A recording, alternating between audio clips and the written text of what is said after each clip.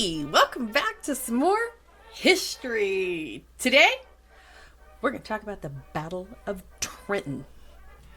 Not a big, huge battle in the American Revolution, but it was a significant turning point. So, hey, why don't we just sit back, relax, grab some coffee, maybe put on your headphones, because it's going to be a long one, and we will get into what was it that kicked off this entire Christmas Eve battle. So in order to get to this battle, we have to take a brief trip back in time as to how this war even started. And it was a myriad of things, just boiled over. Like King George III, he started to impose greater control over the American colonies, which I stated in a previous video. The colonists were never allowed to forget that they were, in fact, colonists under control of Great Britain.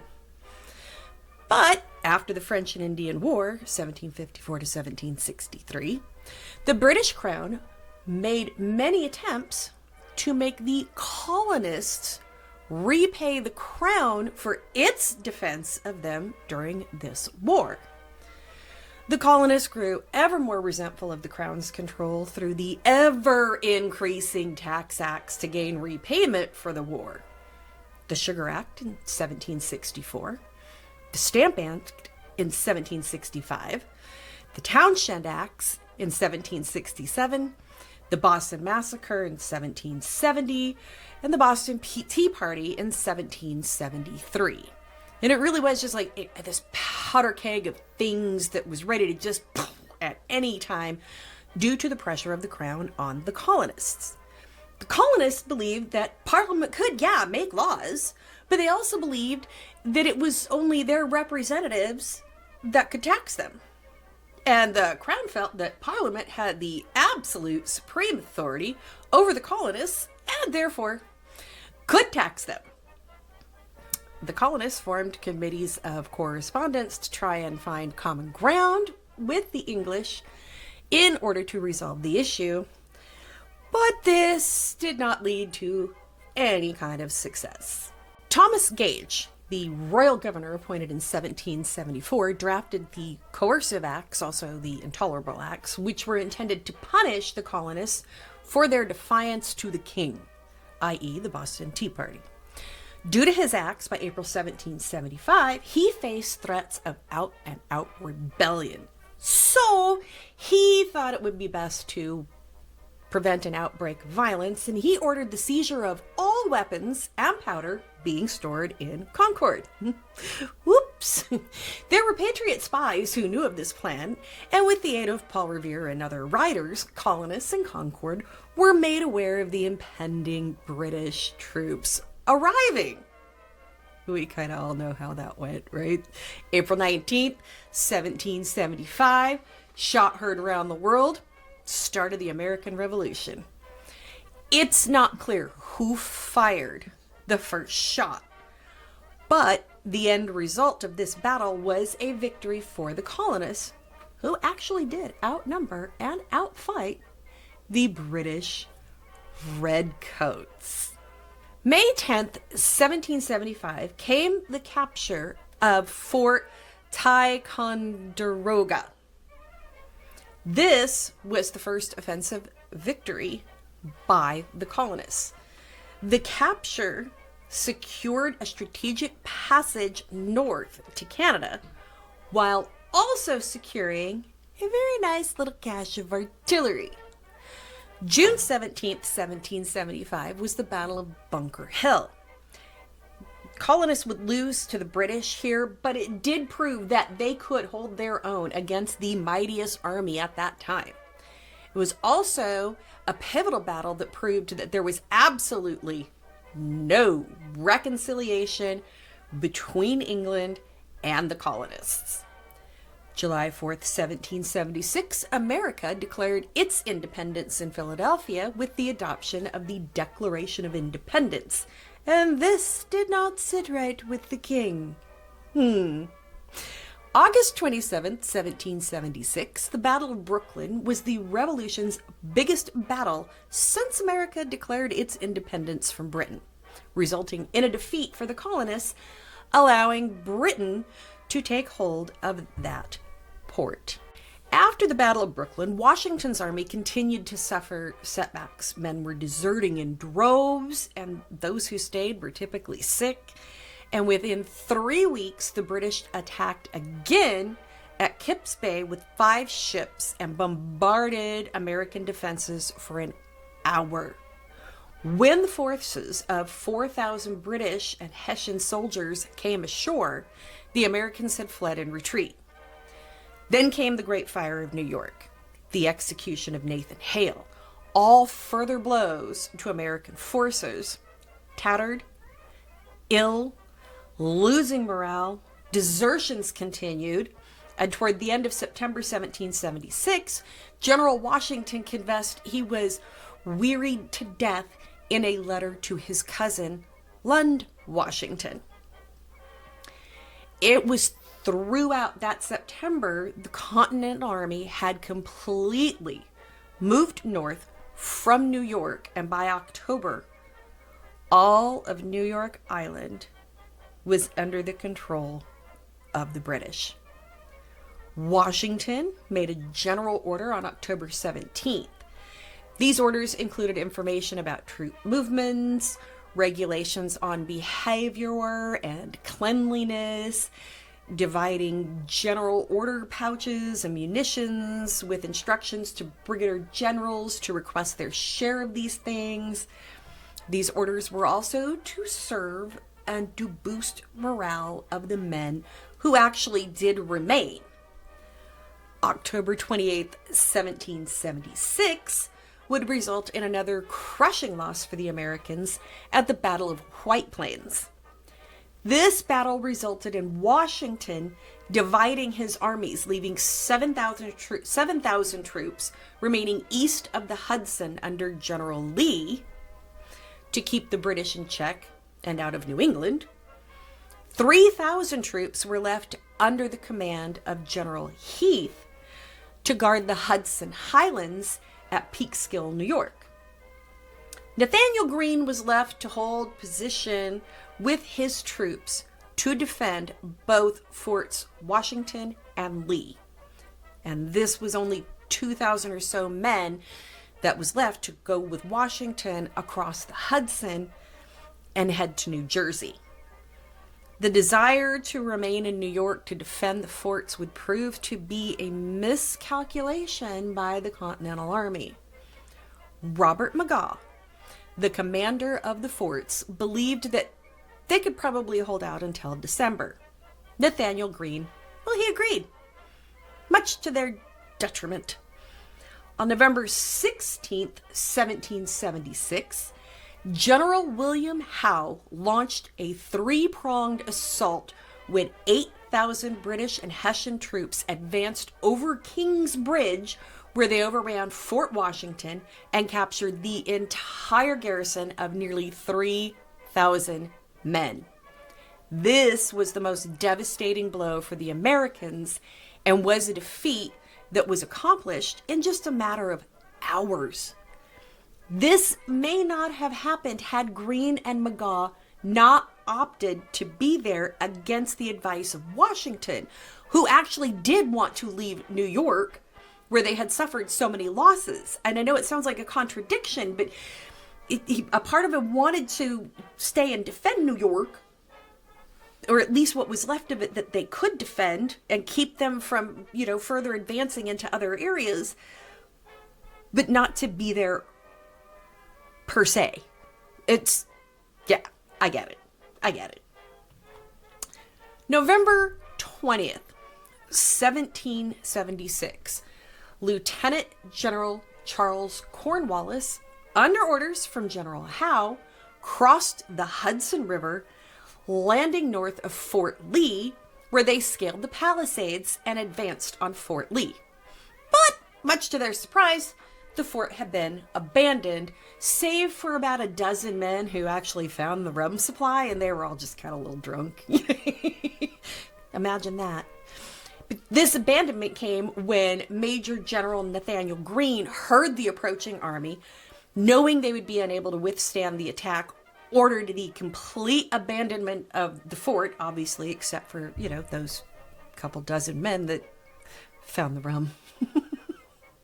With the defeats at both forts, Washington and his troops made their way south. Washington actually sent a request to General Lee at North Castle, New York on November 21st, 1776, telling of his troubles, stating the men remaining were broken and dispirited. Washington asked Lee to cross the Hudson with his brigade to join forces with him before it was too late. Lee didn't appear. But interesting to note, this request by Washington had been dictated by Joseph Reed and sent off by express rider. And this is where Reed slipped in a letter of his own to Lee without Washington's knowledge. In his letter, Reed gave an indictment of Washington, which could be described as a desperate plea at best and an act of betrayal at worst. According to Reed, Washington's indecision to abandon New York and again Fort Washington had led Reed to lose confidence. However, instead of Reed just addressing Washington with his concerns, he wrote them to Lee, which has led some historians to believe this was Reed's way of saying he thought Lee would be better in charge at this pivotal time in the war. Lee responded to Reed's letter, which was received on November 30th at Brunswick. Reed was on a mission to Burlington to gain reinforcements, and therefore when Washington saw this letter from Lee, he was thinking this letter might be news from him, that he and his men were on their way. But what he opened was a letter that read the following: I received your most obliging, flattering lament with you that fatal indecision of mind, which in war is a much greater disqualification than stupidity or even want of personal courage. Accident may put a decisive blunder in the right, but eternal defeat and miscarriage must attend the men of the best parts if cursed with indecision. Washington, having read those words, must have felt absolutely betrayed by his trusted confidant, Reed, as well as Lee, who was his second in command. He could clearly see that both men had lost faith in him. Washington resealed the letter from Lee to Reed and then sent correspondence to Reed explaining the misunderstanding that had led to him opening the letter from Lee to Reed. Washington went on to thank Reed for his trouble and fatigue of his journey to Burlington and wished him a successful mission, which I think is a better man than I could have been under those same entire circumstances. Since Fort Lee, the Americans had been in retreat. General Cornwallis on November 25th, with 10,000 troops, sent off to catch Washington and his troops in Newark on November 28th, and again in Brunswick on December 1st. Both times they found nothing. Cornwallis was then told to stay in Brunswick until further orders were received. On the American side, Washington was headed for Trenton on the Pennsylvania side of the border. On December 1st, as feared by Washington, 2,000 troops walked away. This prompted Washington to send another urgent request to Lee to come with his men to join them. Nathaniel Greene wrote, "When we left Brunswick, we had not 3,000 men, a very pitiful army to trust the liberties of America on." The Ragtag Group that remained with Washington reached the Delaware River at Trenton on December 2nd. At the same time, Cornwallis was in Brunswick as ordered. General Howe arrived in Brunswick, and had the troops immediately set out for Trenton to offer the final crushing blow to the American Revolution. It was at this same time Washington opted to cross the river to make a stand on the Pennsylvania side. The retreat of the Americans that started in New York continued from the Hudson to the Delaware, and it was now over, and the Americans would wait. December 10th came the news that Lee and 4,000 troops, commanded by General Sullivan, reached Morristown to the northeast. December 13th, Lee was captured at a tavern in Basking Ridge. The British believed this to be the final blow, as they thought of Lee as their only real threat. Washington saw the capture of Lee as a severe blow. But given the frustrations between the two and the anxieties Lee had placed on him, Washington may have privately breathed a sigh of relief. It would also be on December 13th when General Howe would make a fateful decision. Howe thought it a good idea to suspend any further military operations until the spring, as at this time it was thought that professional armies and their commanders should not subject themselves to the miseries of winter campaigns, save for extenuating circumstances, of course. Howe, further believing that the American army was helpless after the defeats they had had, retired along with Cornwallis to the comforts of New York on December 14th. Upon their departure from Trenton, they left 1,500 Hessian forces to hold Trenton under the command of Colonel Johann Rall, the officer who led the assaults in both the White Plains and Fort Washington victories for the British. Meanwhile, on December 20th, General Sullivan arrived at Washington's camp in the midst of a snowstorm with Lee's troops. He arrived not with the 4,000 that were expected, but with about half that number. Sullivan's men were actually in worse condition than Washington's, and most of them had no shoes.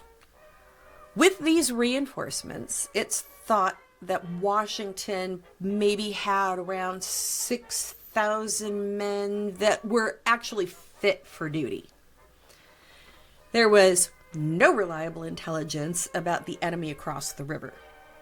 Washington had no knowledge that Howe had left for the winter and assumed that the British would attack as soon as the river froze so that they could take Philadelphia. In Philadelphia, the Congress had fled to Baltimore because they feared the same thing.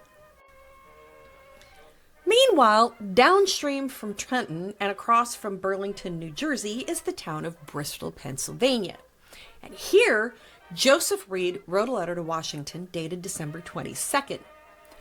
Reed thought it was time something aggressive and surprising was done, stating that even failure would be preferable to doing nothing. Writing, "Will it not be possible, my dear General, for our troops or such part of them as can act with advantage to make a diversion or something more at or about Trenton? The greater the alarm, the more likely success will attend the attacks. I will not disguise my own sentiments that our cause is desperate and hopeless if we do not take the opportunity of the collection of troops at present to strike some stroke. Our affairs are hastening fast to ruin if we do not retrieve them by some happy event. Delay with us is now equal to total defeat." This letter from Reed was a nice surprise for Washington, as he'd been kind of feeling the same thing. But neither one of them had actually, talked about it. After the Battle of Brooklyn, Washington had told Congress we should on all occasions avoid a general action or put anything to risk unless compelled by necessity. He further wrote of the possibility of some brilliant stroke on his part that could help save the cause of independence for America. December 14th, Washington wrote to Governor Trumbull of Connecticut that a lucky blow against the British could most certainly rouse the spirits of the people which are quite sunk by our misfortunes. So, going off of this brilliant stroke comment, Washington now felt compelled to work that out in his mind, and he was ready to put just about everything at risk to do so. At the Buckingham headquarters, Washington, along with Greene and a few others, started going over plans for like days, with the insistence on the strictest secrecy. Pretty sure someone spilled the beans, because on December 21st, Congressman Robert Morris wrote to Washington stating he had heard of an attack across the Delaware being prepared, and he hoped it was true. So, who snitched?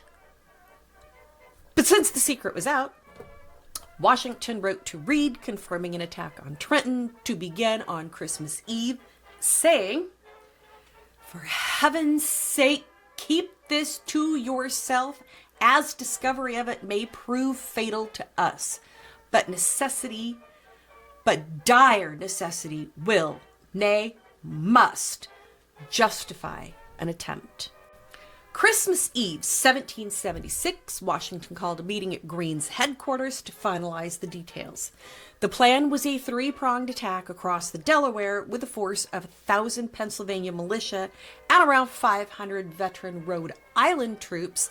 They were going to be led by General John Cadwalder and Joseph Reed. They were going to cross downriver at Bristol and advance toward Burlington. A smaller second force of about 700 Pennsylvania militia under General James Ewing were to attack directly across the river at Trenton and hold the wooden bridge over Assunpink Creek at the foot of Queen Street to block a potential escape route by the British. The third force was the largest, with 2,400 of the Continental Army, led by Washington, Greene, Sullivan, and Sterling. They would cross the Delaware 9 miles upstream from Trenton at McConkey's Ferry, where, once over the river, Washington's army would head south and halfway to Trenton divide into two columns, one led by Sullivan, the other by Greene. The Sullivan column would take River Road, while Greene's would take Pennington Road, further inland. There would be 4 cannons to advance at the head of each column. Washington was to ride with Greene. The last intelligence on Trenton was that there was between 2,000 and 3,000 men there.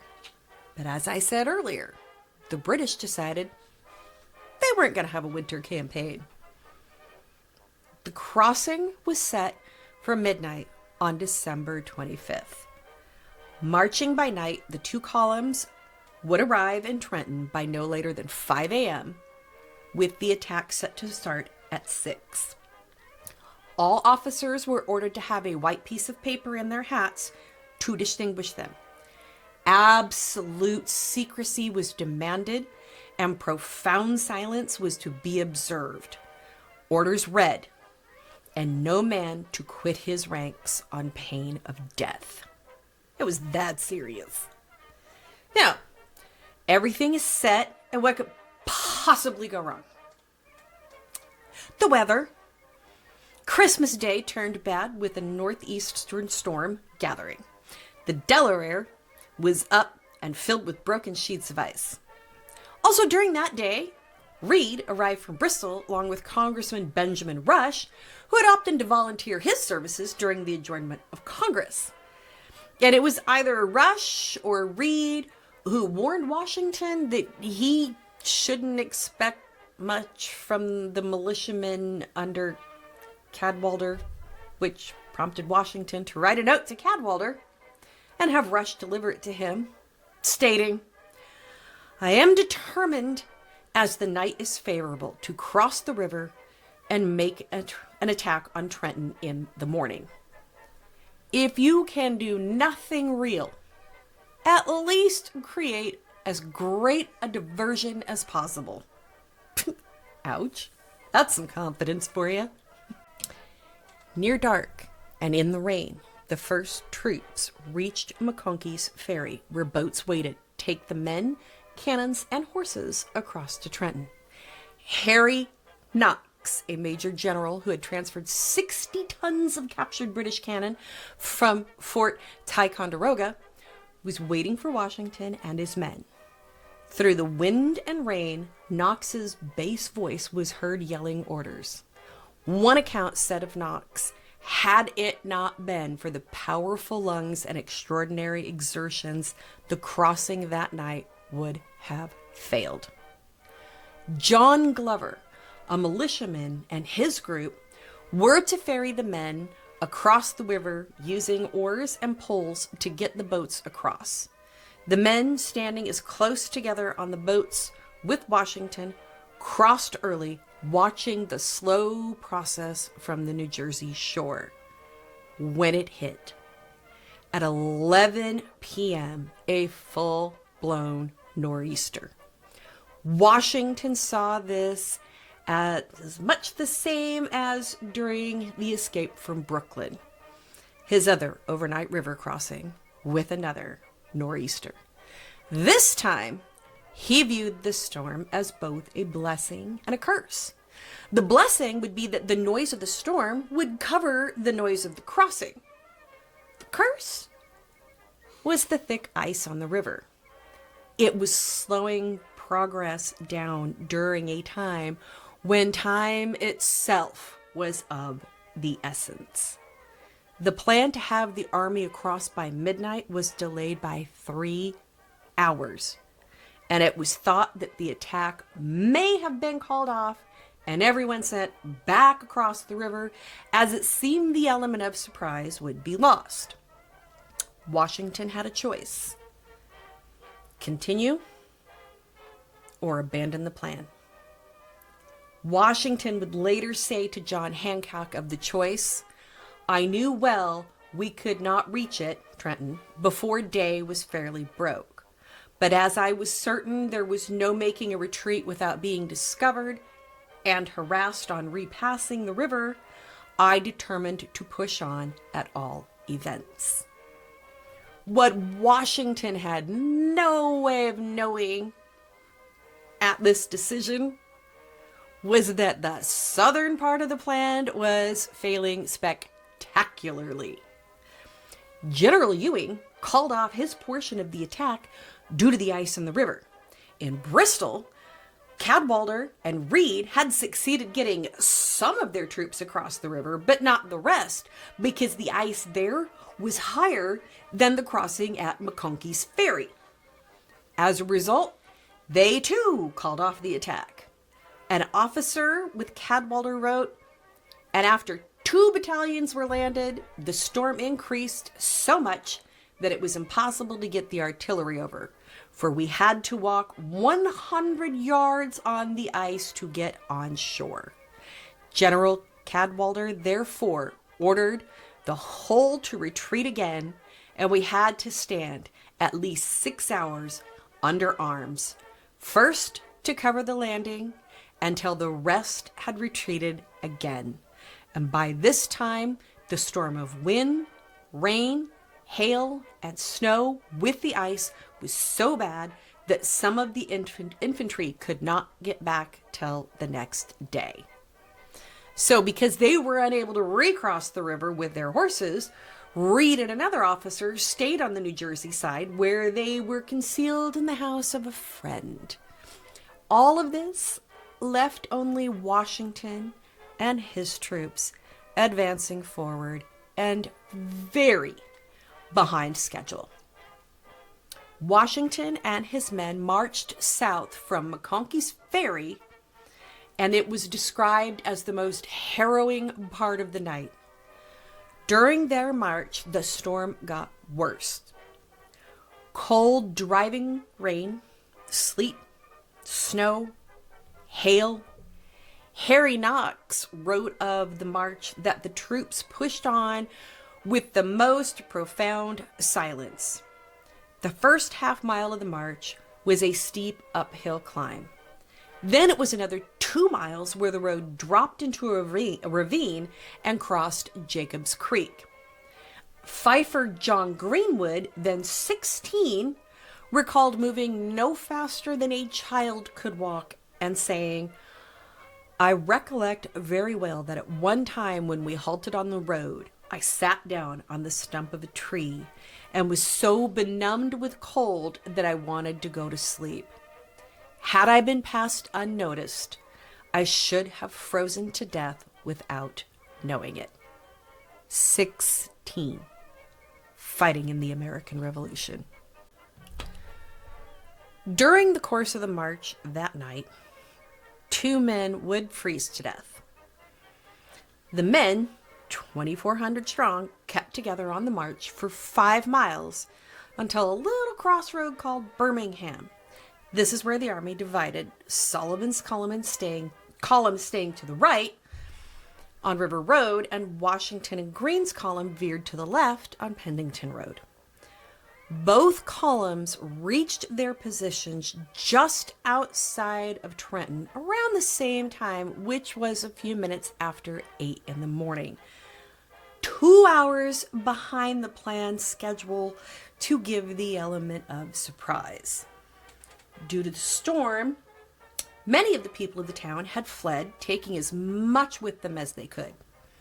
The plan was to make the attack at the heads of King and Queen Streets. But the white blur of the storm made it hard to make out much of Trenton. The 1,500 Hessians who had been left there by the British had quartered themselves in houses and the stone barracks. Quartered in a home with an iron furnace, the Hessian commander, Colonel Rall, stayed there. Stacy Potts, the owner of the home, was happy to have him as a guest. Colonel Rall was described as a sturdy, able career soldier and senior among the other officers at the age of 56. He was given command at Trenton in recognition of his valor at White Plains and Fort Washington.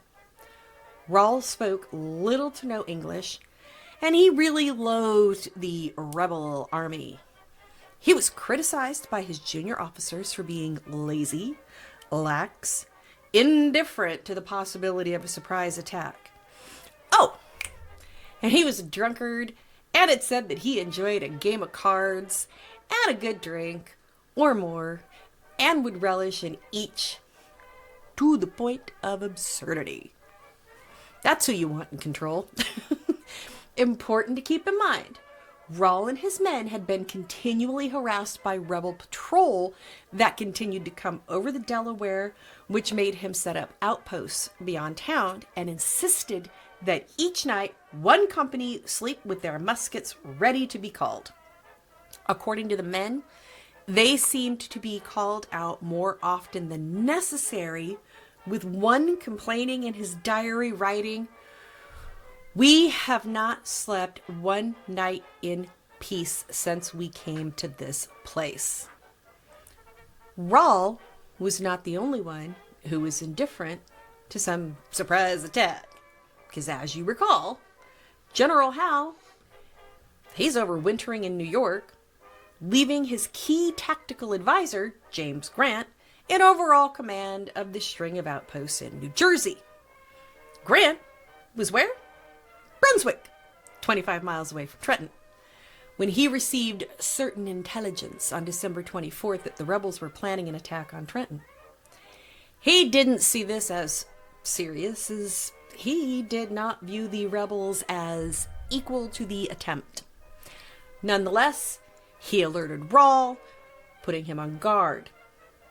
At around 5 in the afternoon on December 25th, Rall received that message, and not long after that, about a dozen Hessians guarding Pennington Road outside of town were fired on in the dark by an American patrol, but they had withdrawn quickly. This prompted Rall to ride out in the storm to look things over and then return to Trenton, believing that this was the attack that they had been warned about. Rall would then go on to attend a Christmas gathering at the home of a merchant where he played cards, and a servant interrupted to deliver another warning message, which was delivered by an unknown loyalist. Apparently, Rall put this note in his pocket and continued to remain at the party, and he returned to his quarters at an unknown hour, and it's really unclear about how much he may have had to drink at his little fun festive Christmas party. After just 8 a.m. December 26th, the attack began. The troops under Nathaniel Greene came out of the woods and across the field in the driving snow half a mile from town. Moving fast, the Hessians on guard on Pennington Road at first had difficulty making out who they were and how many. Harry Knox wrote, "The storm continued with great violence, but was in our backs and consequently in the faces of the enemy." The Americans fired the first shot with the Hessians waiting for them to get closer before firing, and then beginning to quickly fall back into town as they had been trained to do when retreat was the only option. At this same time, Greene and Sullivan's troops moved toward town, while Washington moved to the higher ground near the north to keep watch on the battle. Washington's men had been on their feet in the cold all night. They were wet, cold, their weapons were soaked, but each man would go into the fight as if this all depended on them. And in a way it did. Washington later wrote that each man seemed to vie with the other in pressing forward. Good for them. As the Americans advanced, Hessians in town came out of their houses and barracks, filling the streets. Through the drum beats and the playing band, with officers shouting orders in German, the Hessians began forming up, while at the same time, Knox's artillery was in position near the head of King and Queen streets. The cannon fired with deadly effect, hundreds of yards on each street, and in minutes, the streets were cleared. The Hessians retreated to the side streets, where Sullivan's men waited, coming at them with their bayonets. For a time, there were 1,000 or more Americans and Hessians battling house to house. Everything seemed to be happening extremely fast among confusion and blowing snow, which was made even more blinding by the clouds of gunpowder and smoke. The Hessians rolled out a field gun midway onto King Street. Seeing this, a half a dozen Virginians, led by Captain William Washington, distant cousin to George, and Lieutenant James Monroe, rushed forward, seized that gun, and turned it on the Hessians. Colonel Rell was roused from his sleep, was quickly on his horse in command in the midst of the chaos, and ordered his men to charge. Hessians were being hit all around him, and the line faltered. Rall ordered retreat to an orchard at the southeast edge of town. During the retreat, Rall was hit and fell off of his horse, mortally wounded, and was taken to the Potts home. The Hessians who had retreated to the orchard were surrounded by the Americans, and as such, laid down their arms and surrendered. The fighting lasted around 45 minutes. The Hessians lost 21 men and 90 more were wounded. 900 were taken prisoner, and approximately 500 had escaped, most of them crossing over the bridge where General Ewing and his men were not due to the storm. Remarkably, though, with the battle as fierce as it was, the Americans only suffered 4 wounded in the fighting, and their only 2 casualties were the men who froze on the march to Trenton. This battle, as quick and small as it was the very morale boost that the Americans and the Army desperately needed following such heavy losses previously. Newspapers were filled with accounts of the victory within days, describing the account of Washington's crossing of the Delaware, the march in the bitter conditions, the surprise attack, the overwhelming success of the battle.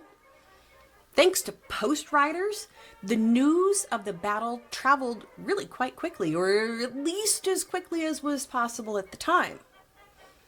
There were prisoners who had been captured from Fort Washington being confined to houses in New York, and some were allowed some freedom of movement.